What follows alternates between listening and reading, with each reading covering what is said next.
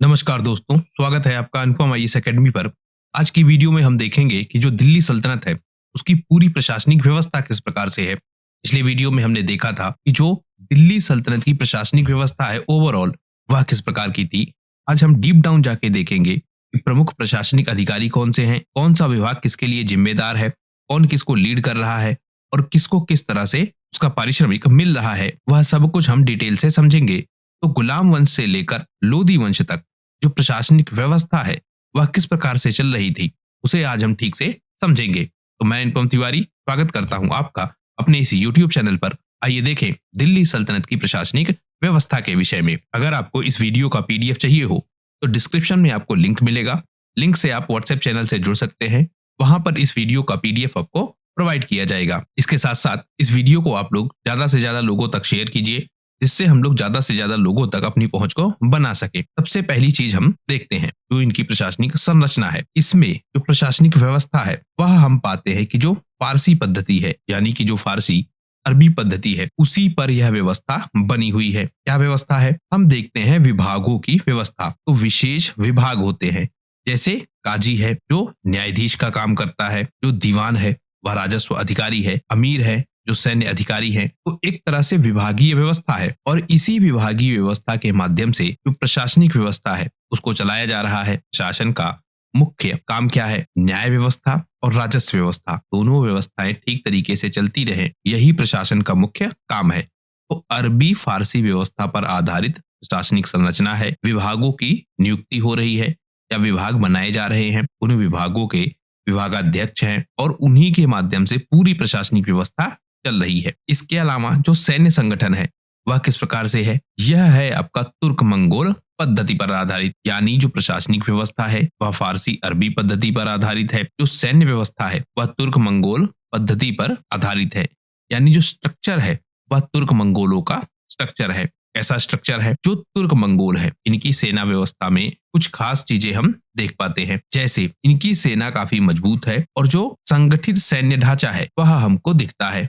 पहली चीज, जो इनके सैनिक है उनका प्रशिक्षण बहुत अच्छे तरीके से होता है, उनको पर्याप्त उपकरण प्रदान किए जाते हैं, यानी सेना के पास हथियार ठीक से हो, इस व्यवस्था का काफी ध्यान रखा जाता है। और सबसे मुख्य पद्धति, यह लोग एक साथ होकर तुरंत आक्रमण करते हैं, बहुत तेजी के साथ आक्रमण करते हैं। तो यह समूहों के रूप में आक्रमण करते हैं और आक्रमण बहुत तेज होते हैं, मतलब बहुत गति के साथ यह आक्रमण करते हैं। इससे क्या होता है, जो सामने वाली सेना है उसे संभलने का भी मौका नहीं मिलता है और इसीलिए यह ज्यादा प्रभावशाली है। इसके अलावा हम यह भी देखते हैं कि जो इनकी सैन्य रणनीति है उसमें जो नैतिकता है, उस नैतिकता का काफी अभाव मिलता है, यानी युद्ध में युद्ध को जीतना ही केवल एकमात्र इनका लक्ष्य है, वह किसी तरीके से भी प्राप्त किया जा सकता है। तो सैन्य व्यवस्था हम देख रहे हैं कि तुर्क मंगोल पद्धति है। अब हम देखते हैं इनकी भू राजस्व पद्धति। इसमें हम देखते हैं कि जो हिंदुओं की व्यवस्था है उसी व्यवस्था से यह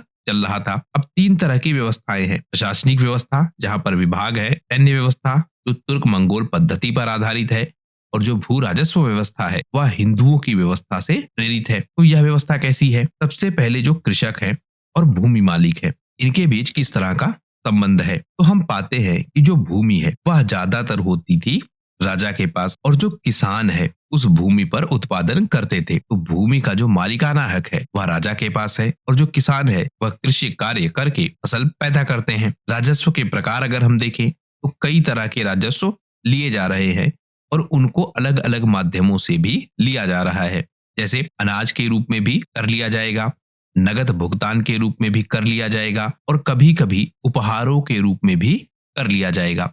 तो कर लेने के भी कई तरीके हैं, अनाज के रूप में, नगद भुगतान और उपहार के रूप में, तीनों तरीके से कर लिए जा रहे हैं। इसके अलावा जो किसान है और जो सामंत है वह किस प्रकार से हैं? हम देखते हैं कि जो छोटे किसान है वह अपनी उपज का हिस्सा देते हैं राजा को और राजा क्या करता है, उस उपज से जो उसको कर मिला है उस कर का एक हिस्सा जो सामंत है और जो जमींदार है इनको प्रदान करता है। तो टैक्स देता है किसान और किसान का टैक्स फिर वापस पहुंचता है सामंतों के पास राजा के माध्यम से, मतलब राजा भी अपना एक हिस्सा लेता है और उसके बाद सामंत और जमींदारों को भी हिस्सा देता है। तो इस तरह हम देखते हैं कि पूरी कृषि व्यवस्था और उससे जुड़ी जो भू राजस्व व्यवस्था है वह हिंदुओं की व्यवस्थाओं से चल रही थी।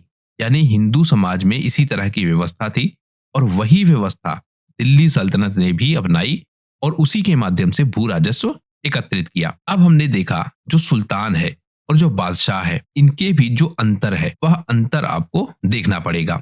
ऐसा क्यों? क्योंकि जब आप आगे बढ़ते जाएंगे, अब जो आपके सुल्तान होंगे वह धीरे धीरे बादशाह के रूप में स्थापित हो जाएंगे और बादशाह की वह उपाधि लेंगे। तो जो सुल्तान और बादशाह के बीच का अंतर है वह अंतर आपको समझना पड़ेगा। सबसे पहले हम बात करते हैं सुल्तान की। सुल्तान जो होता था वह मुख्यतः जो मुस्लिम शासक है उनके मध्य इस्तेमाल होता था, यानी मुस्लिम शासकों में सुल्तान पद ज्यादा इस्तेमाल होता था। तो एक तरह से यह धर्म विशेष से जुड़ा हुआ है। इसका जो शासन क्षेत्र है वह किसी क्षेत्र विशेष तक या किसी राज्य तक सीमित होता था, यानी सुल्तान का शासन क्षेत्र सीमित होता था और वह पूरा शासन क्षेत्र उसके कंट्रोल में होता था। उसके नीचे अधिकारी होते थे, यानी नियम कानून बनाता था सुल्तान, सुल्तान के नीचे अधिकारी होते थे और वह अधिकारी उन नियम कानूनों को लागू करवाते थे। दूसरी चीज हो गई। तीसरा, जो आपके सुल्तान होते थे वह कभी कभी धार्मिक नेतृत्व भी करते थे। मुख्यतः हम देखते हैं कि सुल्तान का मुख्य काम क्या था? युद्धों के माध्यम से क्षेत्रों पर अधिकार करना और राजस्व एकत्रित करना। यह मुख्यतः काम हमको दिख रहा था सुल्तान का। लेकिन कभी कभी सुल्तान धार्मिक मामलों में भी हस्तक्षेप करता था, वहां पर भी वह नेतृत्व करता था। तो कुल मिलाकर जो सल्तनत है उस सल्तनत में सुल्तान की भूमिका हमको दिखती है। सुल्तान एक छोटा प्रशासक आप कह सकते हैं बादशाह की तुलना में, और यह कुछ विशेष क्षेत्रों पर या कुछ विशेष राज्यों पर अधिकार रखता था। अब हम बात करें बादशाह की। बादशाह कौन है? सम्राट की भांति हमको दिखता है। सम्राट मतलब राजा इसके कंट्रोल में है, इसके बादशाह के, यानी कई सारे राजा मिलकर एक बादशाह के अधीन होते थे। तो वह बादशाह की भूमिका है जैसे सम्राट की भूमिका थी। तो सुल्तान से एक तरीके से काफी बड़ा पद है बादशाह का। इसके अधिकार भी बहुत बड़े होते थे, यानी बहुत बड़े क्षेत्र पर यह शासन करता था और उसके शासन में जो क्षेत्र है वह प्रांतों में विभाजित होते थे। तो एक प्रांत का या एक राज्य का जो अध्यक्ष है या जो लीड कर रहा है वह मुख्यतः पाते हैं हम सुल्तान, और इन सारे सुल्तानों को एक तरीके से लीड कर रहा है बादशाह। तो इस तरीके का कुछ पद है बादशाह। बादशाह सत्ता में भी हस्तक्षेप करता था, साम्राज्य विस्तार को भी देखता था, और बादशाह के साथ सबसे खास चीज हम देखते हैं कि बादशाह जो धार्मिक मामले हैं उनमें भी हस्तक्षेप करता था। जिन मामलों से सुल्तान दूर होने की कोशिश करता था, यानी धार्मिक मामले, उन मामलों में बादशाह हस्तक्षेप करता था। तो बादशाह का एक तो क्षेत्र बड़ा है, बादशाह के अंडर में कई सारे राजा हैं या कई सारे सुल्तान हमको मिलेंगे। जो बादशाह का अधिकार क्षेत्र है वह भी काफी बड़ा है। तो सुल्तान और बादशाह में यह बेसिक अंतर हम पाते हैं। अब हम देख लेते हैं जो सुल्तान की स्थिति है वह स्थिति कैसी है और सुल्तान की स्थिति कैसे परिवर्तित हुई उसे भी हम समझते हैं। सबसे पहले हम यह देखते हैं कि जो सुल्तान है वह सर्वोच्च संचालक है, यानी जो पूरी प्रशासनिक व्यवस्था है किसी क्षेत्र विशेष में वह सुल्तान के कंट्रोल में है। न्याय व्यवस्था भी इसी के कंट्रोल में है और जो कानून व्यवस्था है वह व्यवस्था भी इसी के कंट्रोल में है। तो कानून बनाना, उसका संचालन करना और न्याय करना, यह तीनों काम हमको सुल्तान के अंतर्गत ही दिखते हैं। इसके अलावा जो सबसे प्रमुख कार्य है कि जो सेनाएं हैं, यानी कि जो सेना है उसका प्रधान सेनापति होता था सुल्तान। बादशाह के केस में आप ध्यान रखेंगे कि सेनापति का पद अलग था जो बादशाह के अंडर होता है। यहाँ पर जो सुल्तान है वह मुख्यतः सबसे प्रधान सेनापति होता था, यानी युद्धों में सबसे आगे यही लीड करता था। तो सेनाओं का यह प्रधान है। जो सुल्तान है वह महत्वपूर्ण मामलों को सुनने के लिए सभाएं करता था, जिसको कहते हैं मजलिस ए हलवत और मजलिस ए आम। आप जब बाद में देखेंगे तो दीवाने आम और दीवाने खास आपको मिलेगा, लेकिन उसमें कुछ परिवर्तन होगा उसकी व्यवस्थाओं में। लेकिन जो कॉन्सेप्ट है कि इस तरह की सभाएं एकत्रित करके जो राजसी मुद्दे हैं उनको डिस्कस किया जाए, वह व्यवस्था हमको दिखती है दिल्ली सल्तनत के काल से ही। ये जो सभाएं हैं मजलिस ए हलवत और मजलिस ए आम, इसमें जो विश्वास पात्र लोग हैं उनको और जो उच्च अधिकारी हैं उनको इन सभाओं में शामिल किया जाता था और निर्णय लिए जाते थे। जो विभाग होते थे, ऐसी हमने व्यवस्था देखी कि विभागों के माध्यम से संचालन होता था प्रबंधन का। तो जो विभाग होते वह विभाग मुख्यतः रिपोर्ट करते थे किसको?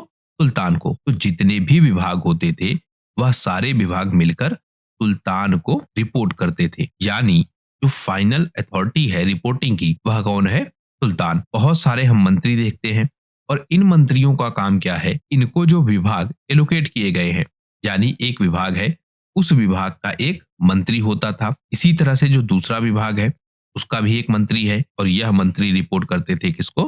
सुल्तान को। तो सुल्तान सबसे प्रमुख व्यक्ति था जो पूरे सिस्टम को कंट्रोल करता था। जो अमीर है उनकी स्थिति अगर हम देखें तो अमीरों में हम देखते हैं कि जो दिल्ली सल्तनत है उस पर इनका बहुत प्रभाव है। मुख्यतः हम देख पाते हैं कि जो अमीर वर्ग के लोग हैं और जो उलेमा है वह दिल्ली सल्तनत पर बहुत दबाव बनाकर रखते हैं। यानी जो कंट्रोल है दिल्ली सल्तनत पर वह बहुत लंबे समय तक हमको इनके हाथों में दिखता है। जो आपके अमीर है वह हमको दो तरीके के मिलते हैं।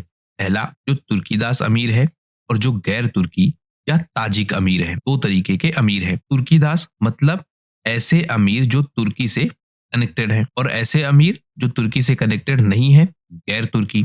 यानी जो तुर्की हैं वह अमीर और जो गैर तुर्की है जिनको कहा जा रहा है ताजिक। दो तरह के अमीर हम देख पाते हैं। हम जब शासनकाल देखते हैं मोहम्मद बिन तुगलक का, तो इस समय जो अमीर हैं उनकी स्थिति काफी कमजोर हो जाती है। ऐसे मोहम्मद बिन तुगलक क्या करता है? मिश्रित जनजाति आधार पर पदाधिकारियों की नियुक्ति करता है। जैसे अभी हमने यहाँ देखा कि जो तुर्की दास हैं और जो गैर तुर्की हैं, दो तरीके के अमीर हैं। तो जो तुर्की अमीर हैं वह अमीर और जो गैर तुर्की अमीर हैं वह अमीर, इनके बीच में रेशियो क्या है यह बहुत इंपॉर्टेंट था। यानी जो प्रशासनिक व्यवस्था बनी है उस प्रशासनिक व्यवस्था में इनका रेशियो क्या है। तो जब हम मोहम्मद बिन तुगलक का शासनकाल देखते हैं तो जो तुर्की लोग हैं इनका रेशियो घटता है और जो गैर तुर्की लोग हैं इनका रेशियो बढ़ता है। कुल मिलाकर हम यह देख पाते हैं जो मोहम्मद बिन तुगलक है वह यह कोशिश कर रहा था कि जो पुराने अमीर हैं जिन्होंने सत्ता पर बहुत ज्यादा अधिकार कर रखा है और साम्राज्यिक व्यवस्था में जो सबसे ज्यादा हस्तक्षेप कर रहे हैं उनको कमजोर किया जाए। इसलिए वह गैर तुर्कों की भर्ती ज्यादा करता है। लेकिन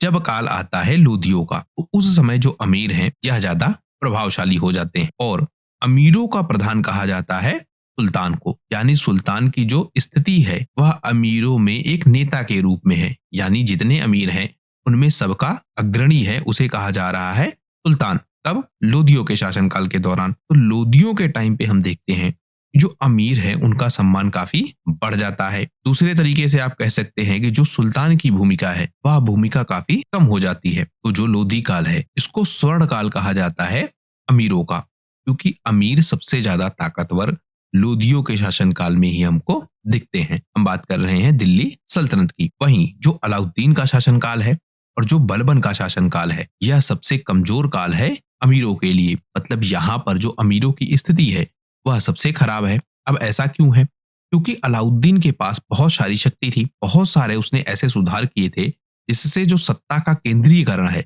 वह पूरी तरीके से उसके पक्ष में हो गया था। तो इसलिए इसका पूरा कंट्रोल था प्रशासनिक व्यवस्था पर, और जब प्रशासनिक व्यवस्था पर पूरा कंट्रोल था तो इसने जो अमीरों की स्थिति है उसे काफी कमजोर कर दिया। वहीं जो बलबन का शासनकाल है, बलबन काफी क्रूर शासन के लिए फेमस है और यह भी दूसरों की बातें नहीं मानता है।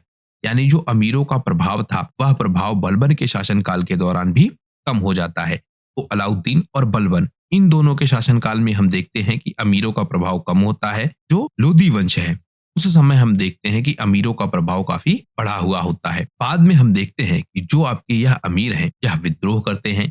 यानी जब दिल्ली सल्तनत कमजोर पड़ती है, जब भी यानी एक वंश के बाद जब दूसरा वंश आता है और दिल्ली सल्तनत कमजोर पड़ती है तो यह अमीर कोशिश करते हैं कि अपनी एक अलग प्रशासनिक व्यवस्था स्थापित कर ले। इन्हीं अमीरों में हम देखते हैं कि जो आपके सादात अमीर हैं जो मुख्यतः मंगोल मूल के हैं, यह एक नए साम्राज्य की स्थापना करते हैं जो कि बहुत फेमस है, जिसे कहते हैं बहमनी साम्राज्य। तो बहमनी साम्राज्य की स्थापना अमीरों ने की थी और यह अमीर कौन से हैं? सादात अमीर जो मंगोल मूल के हैं। तो इस तरह से अमीरों की स्थिति में परिवर्तन होता है। अब हम देख लेते हैं जो उलेमा वर्ग है इनकी स्थिति में कैसे परिवर्तन होता है। क्योंकि जो आपके यह उलेमा है यह रूढ़िवादी व्याख्याकार हैं। यानी जो शरीयत के कानून है वह शरीयत के कानून इनके द्वारा एक्सप्लेन किए जा रहे हैं। जो आपके खलीफा हैं वह कानून को वैलिडेट करते थे और जो आपके उलेमा है वह न केवल कानून को एक्सप्लेन करते थे बल्कि उसके अलावा इनका जो सबसे मुख्य कार्य था वह यह था कि जो शरीयत के कानून है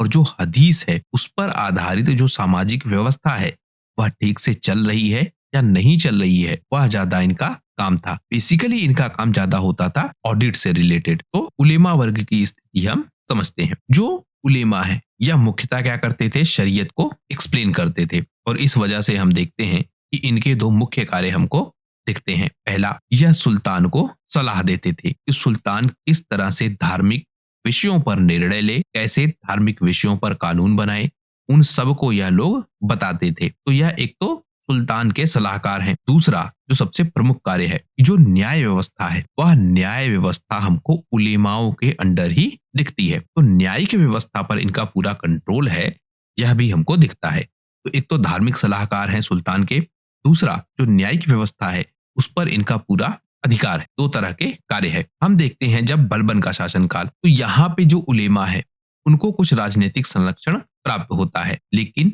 जब हम काल देखते हैं अलाउद्दीन का, तो इनकी गतिविधियों को सीमित कर दिया जाता है। हमने बार बार चर्चा की है अलाउद्दीन की कि काफी ताकतवर था। तो इस वजह से हम देखते हैं कि सत्ता जो है अलाउद्दीन के इर्द गिर्द ही रहेगी। जो भी अन्य शक्तियां हैं उनकी ताकत को यह कम कर देगा। कौन? अलाउद्दीन। तो यह आप बार बार ध्यान रखेंगे। तो उलेमा के केस में भी जो अलाउद्दीन है वह इनको कंट्रोल करता है। और बाद में हम देखते हैं कि जब शासन आता है मोहम्मद बिन तुगलक का, तो वह भी उलेमाओं के साथ कोई अच्छा व्यवहार नहीं करता है, और धीरे धीरे उलेमाओं की जो स्थिति है वह काफी गिर जाती है। अब इसको आप दो चीजों के साथ जोड़ के देखिए। एक, दिल्ली सल्तनत इस हद तक डिपेंडेंट है तुर्की प्रशासकों पर, पहला चीज। दूसरा, जो खलीफा है उस खलीफा की स्थिति में किस तरह का परिवर्तन हो रहा है। अगर खलीफा कमजोर होगा तो उलेमा की स्थिति भी कमजोर होती हुई दिखेगी, और अगर दिल्ली सल्तनत तुर्की साम्राज्य से दूर होता हुआ जाएगा या इसकी जो डिपेंडेंस है वह दूर होती जाएगी, तो जो उलेमा की स्थिति है वह कमजोर होगी। इसका मतलब यह तुर्की का क्षेत्र और खलीफा का यह अगर ताकतवर है तो उलेमा की स्थिति मजबूत होगी, अगर यह क्षेत्र कमजोर है तो उलेमा की स्थिति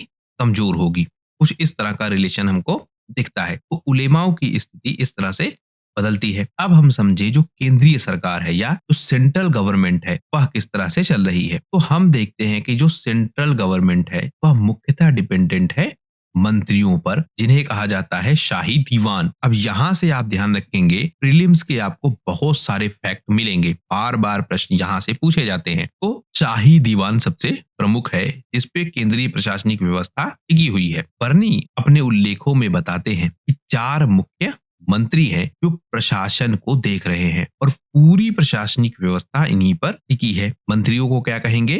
दीवान। यह आप ध्यान रखेंगे। तो यह चारों दीवान कौन से हैं? सबसे पहला दीवाने विजारत, यह सबसे प्रमुख है, जिसे कहेंगे वजीर। दीवान आप ध्यान रखिएगा, यह होगा मंत्री। ये आप ध्यान रखिएगा, ये कहेंगे किस विभाग का या इसका कार्य क्या है, और विजारत। तो इस तरह से आपको याद करने में आसानी होगी। तो दीवाने विजारत क्या है?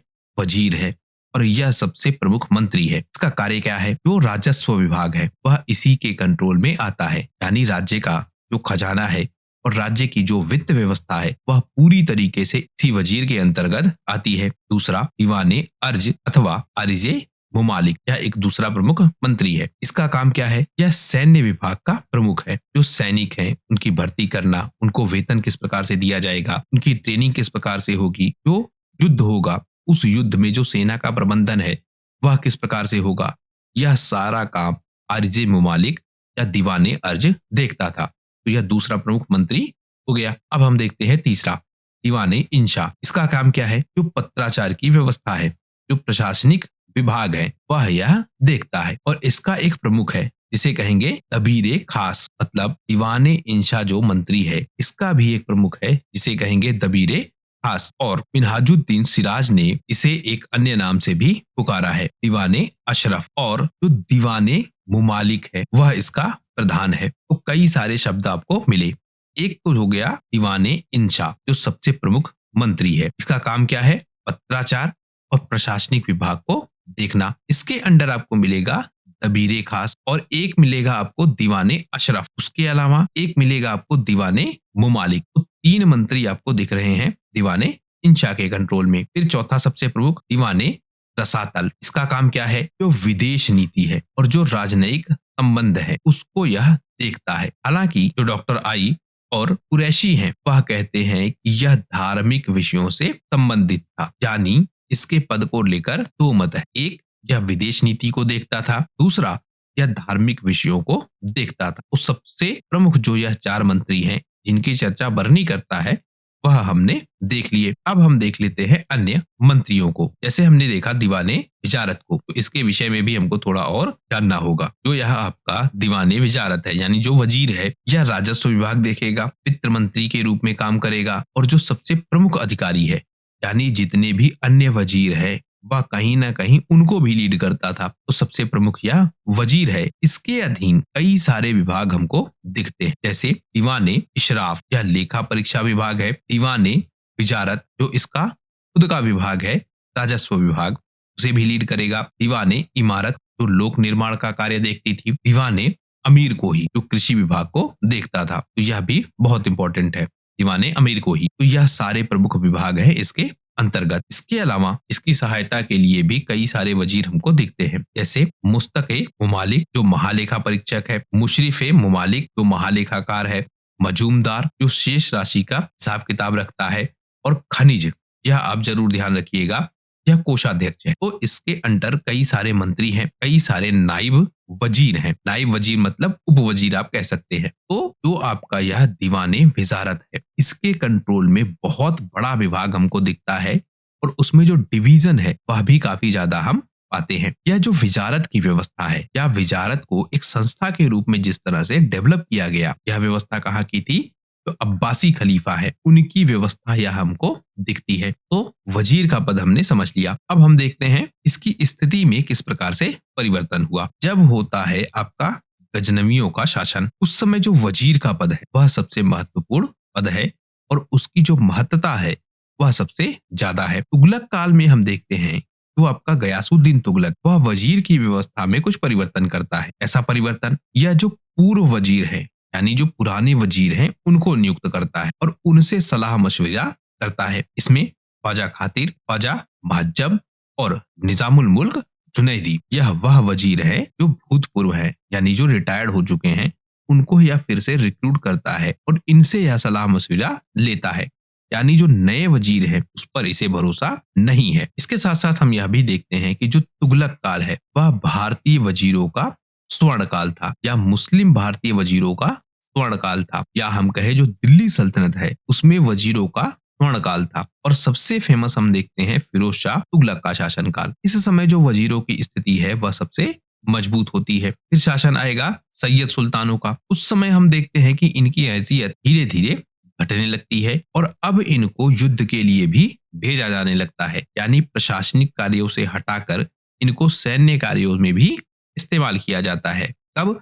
सैयद वंश के दौरान। तो इनकी स्थिति कमजोर हो जाती है और जब लोदी वंश आता है उस समय हम देखते हैं कि इनकी स्थिति काफी ज्यादा गिर जाती है और इनकी महत्ता काफी कम हो जाती है। तो वजीर जो है उसकी स्थिति में समय के साथ परिवर्तन होता रहा। जब हम देखते हैं अलाउद्दीन खिलजी का शासनकाल, तो उसने एक नए विभाग की स्थापना की थी, दीवाने मुस्तखराज। इस विभाग का काम क्या था? जो बकाया राशि है उसकी जांच करना, उसको वसूलना। अलाउद्दीन के शासनकाल के दौरान हम देखते हैं कि यह कृषि व्यवस्था को बढ़ाने के लिए बहुत सारे प्रयोग करता है। उन प्रयोगों में जो ऋण देने की व्यवस्था है वह भी हम देखते हैं, तो वह ऋण ठीक से वसूले जाएं, इस बात का यह ध्यान रखता है। उसके अलावा जो कर व्यवस्था है इसके शासनकाल के दौरान, वह कर व्यवस्था काफी कठोर है और करों को कठोरता के साथ वसूला जाता है। तो इसमें हम देखते हैं कि जो बकाया कर है उनको वसूला जाए और जो ऋण की धनराशि है उनको वसूला जाए। यह काम देख रहा है दीवाने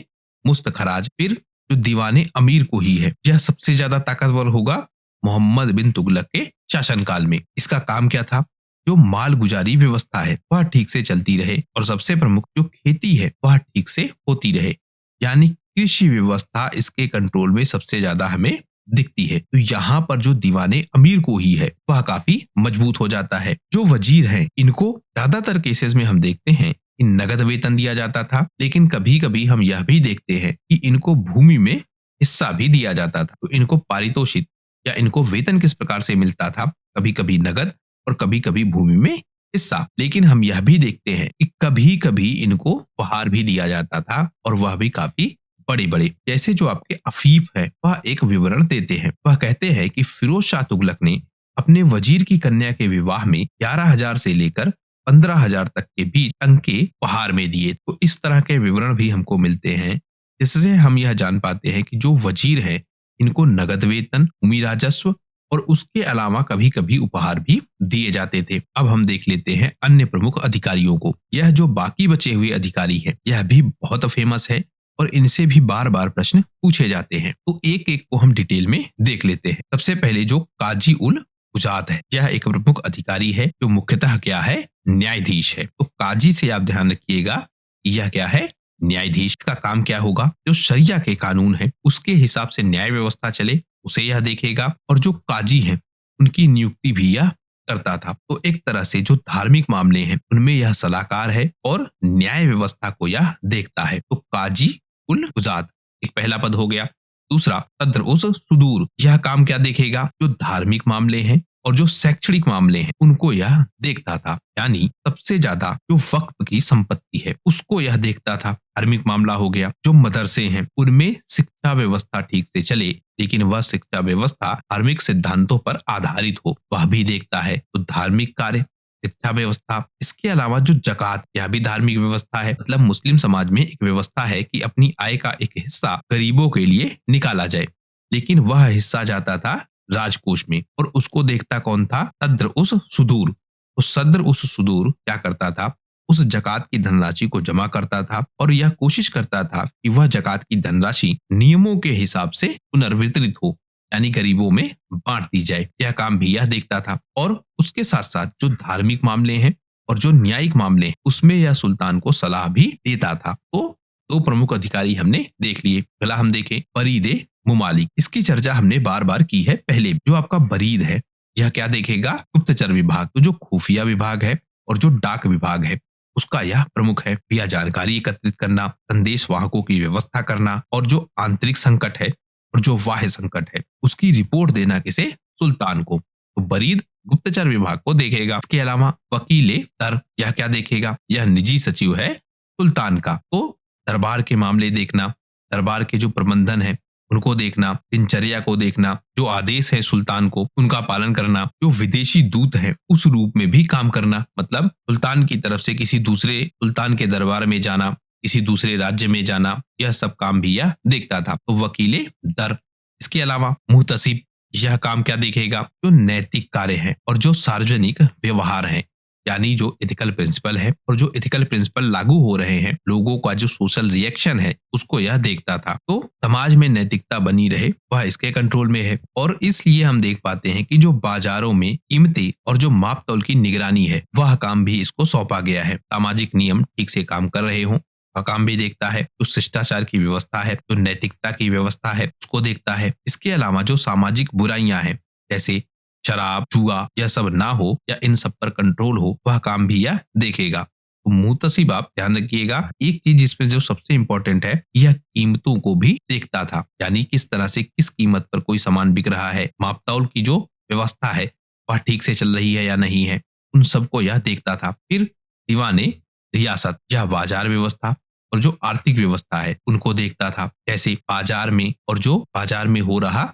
लेन देन है वह लेन देन ठीक से चल रहा है या नहीं उसे देखता था। जो कीमतें हैं और जो क्वालिटी है प्रोडक्ट्स की वह ठीक है कि नहीं उसे भी देखता था। जो कर व्यवस्था है और जो व्यापारिक मार्ग हैं वह ठीक से काम कर रहे हैं या नहीं उसे भी देखता था। इसके अलावा जो विदेशी व्यापार है यानी जो आयात निर्यात है उसे भी यह देखता था। तो बाजार व्यवस्था और जो इकोनॉमिकल फंक्शंस थे उनको यह देखता था। फिर आपको मिलेगा मुतशरीफ, यह क्या काम देखता था, जो प्रांतीय और जो स्थानीय शासन व्यवस्था है उसे यह देखता था। यानी जो प्रांतीय इकाइयां हैं उनका मैनेजमेंट किस प्रकार से हो वह देखता था। कर संग्रह किस प्रकार से हो उसे देखता था। सुरक्षा व्यवस्था ठीक से बनी रहे वह काम भी देखता था। और जो प्रांत है और जो जिले हैं उसमें जब सुल्तान आदेश जारी करता था, यानी प्रांतों के लिए या फिर जिलों के लिए सुल्तान जब आदेश जारी करता था तो वह आदेश ठीक से पहुंचे और उनका पालन हो, यह काम भी यह देखता था। एक प्रमुख अधिकारी और कोतवाल।